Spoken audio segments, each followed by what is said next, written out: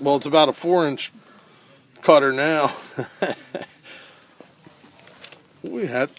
He's going to have to cut it again.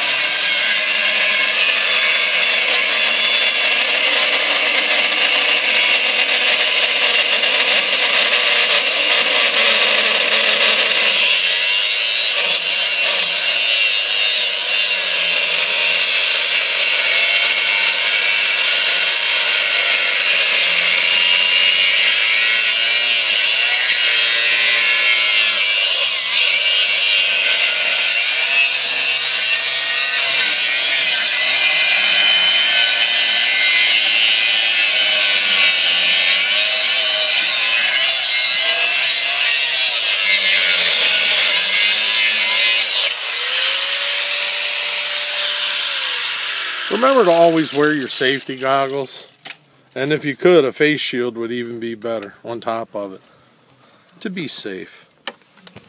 There's the other cut. There's the first cut on the top there, and then the other cut's just below it. And now he's going to take the Sawzall.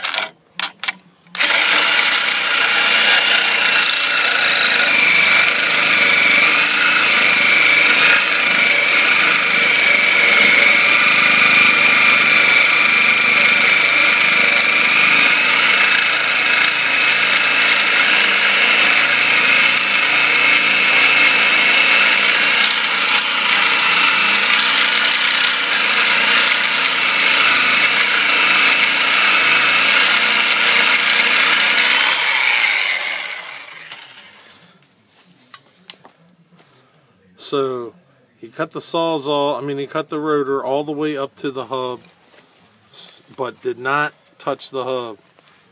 We did the driver's side already, and we didn't damage the hub at all. And we were so happy and elated when that rotor popped off. This is the tedious part here. Dremel tool.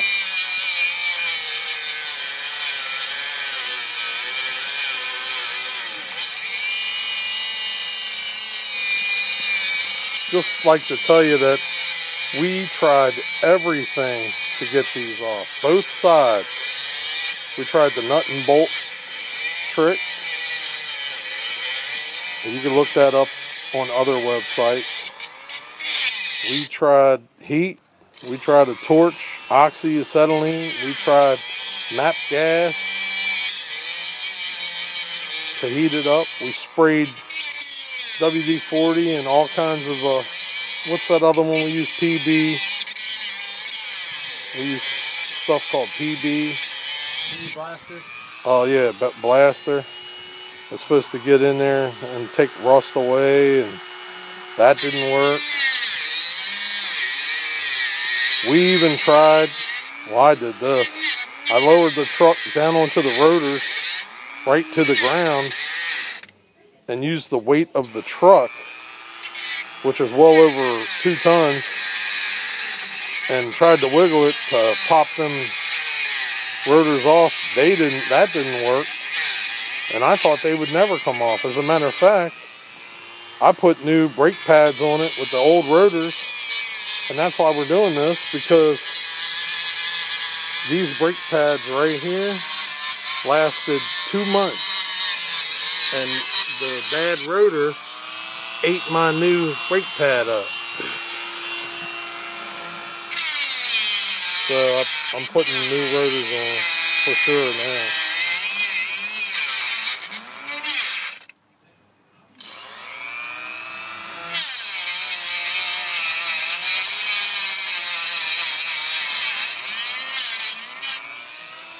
He's making sure he gets down to the very top of the hub, but not hitting the hub, because the metal will be so weak at that point.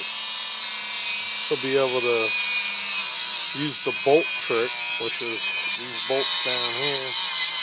1/2 inch bolt, 3 inches long, 2 nuts on 1 bolt. And we even have little pieces of metal to push back in there to give us a little bit more width on our placement of the bolt. And it's going to pop off. I'm sure you could probably bang it at this time, but this is the beating technique. He's actually just loosening the rust that's behind it, hopefully. And the spray that's in there should get down into the rust area. He's going to spray it some more around there, around each of the studs, try to get back behind there. In the cuts that he cut, he's spraying the backside now. And if you looked on the backside, I can't show you, but if you looked on the backside, you would see really nasty rust, which is holding that rotor onto that hub. Did you spray the little grooves you cut so it would go back in there? He's spraying the grooves that he cut so it'll go into it. Now, more banging. I'm sure that sounds lovely. Hey Josh. Yeah. Oh, never mind. He broke a piece off, but that's alright. That just means we're going to get it off. Alright, we're going to use the bolt trick now. Let's see. The bolt trick, I don't know how to show them the bolt trick in case they don't know it. Our fans out there in put the YouTube land through the brake caliper holder, and somehow I started to do it with one hand and with gloves on, but you want to pop your gloves off so you can do it real quick? No, I got it. You put the two washers right there. I think I got it. And then you put the nuts on the other side of those. And it's okay to use shoulder bolts because that's all we could find at the hardware store. It'd be better if you had hardened steel 3-inch by 1/2-inch bolts, if you can get those, because we also had a situation where we stripped bolts right onto, we stripped nuts right onto the bolts. So this is how you do it. Get it right up on there. Let me know if I'm in your way. Doing a very fine job. Yeah, you're in my way. I'm in his way. I gotta move up higher. You're probably wondering how I got into the fender well. I'm not looking at it. I just have the... Alright. See, then you get the bolts like that. And we have a little plate of metal that we put behind that bolt against the rotor.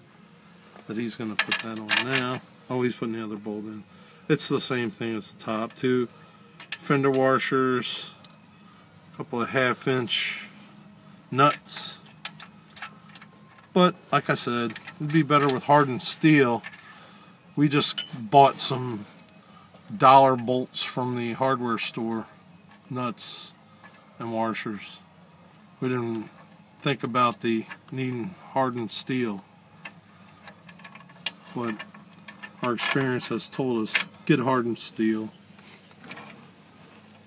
Don't be cheap. That's right, I'm talking to you. Yeah, that's right. And we just put a little piece of metal under there to spread out the position, so the bolt will contact more surface area of the rotor.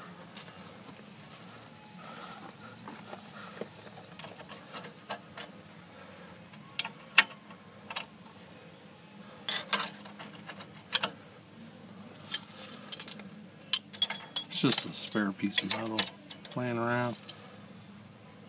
Just going to tighten them up to get them to contact the rotor. I'm going to back out now.